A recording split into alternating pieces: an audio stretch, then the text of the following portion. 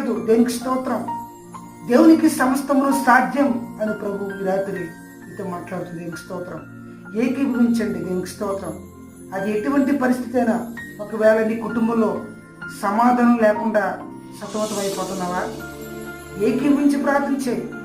ఆర్థికపరమైన ఇబ్బందులు నీ కుటుంబంలో ఉన్నాయా, ఏకీభవించి ప్రార్థన చేయి.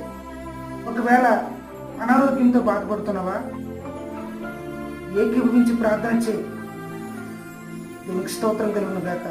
ప్రతి కట్లను తెంపగలిగిన శక్తి కలిగిన ఆయుధం ఏదైనా ఉందంటే అది ప్రార్థన మాత్రమే. దేవునికి స్తోత్రం. ఎందుకంటే ప్రార్థన అనగా దేవునితో మాట్లాడడం. దేవునికి స్తోత్రం.